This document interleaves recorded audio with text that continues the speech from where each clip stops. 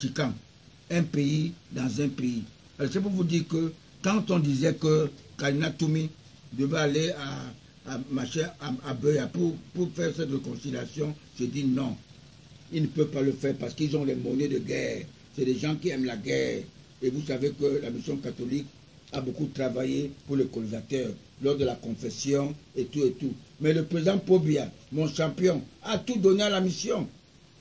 Lorsque Martin Belinga Eboutou demandait que le pape vienne au Cameroun, il venait au Cameroun de temps en temps pour essayer de dégraisser notre économie.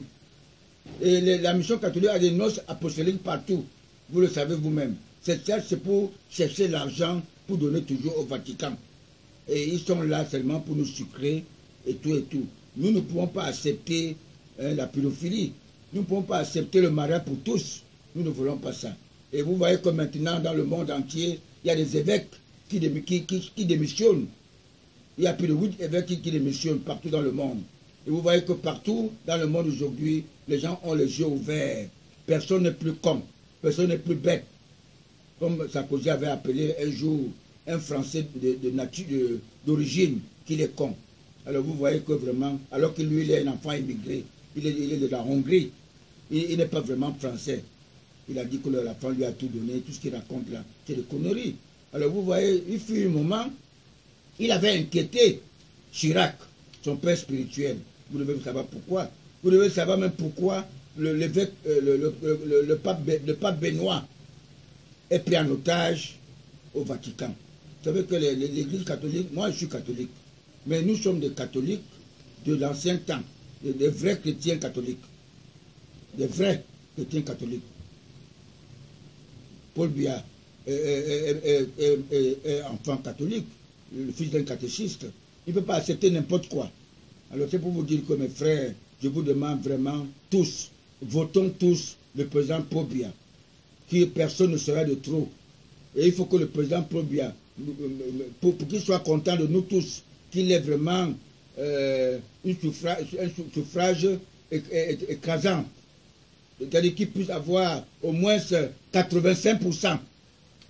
Parce que tous les autres, tous ces concurrents-là, je ne vois personne qui peut avoir 2%. Vous voyez, par exemple, lors de position anglophone, il a choisi un homme qui est, il n'est pas politicien, Gargaman. Il est plutôt allé mettre le feu là-dedans et prendre sa part de millions. Pour ces gens-là, c'est ça qui a détruit, alors que la fin de la crise anglophone était un problème qu'il fallait trouver une solution simple. On ne peut pas régler le problème de la crise anglophone avec l'arme. On ne peut rien régler dans l'arme ou dans la force. Alors je crois que mes frères d'anglophones, mes frères, nous ne voulons pas parler d'anglophones, mes frères du nord-ouest et du sud-ouest, venez voter Paul Biya. Nous tous, vous ne serez pas surpris.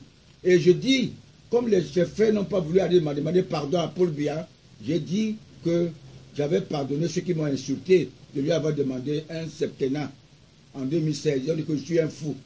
Je crois que ceux-là qui voteront pour quelqu'un d'autre que Paul Biya, ils seront attaqués d'AVC.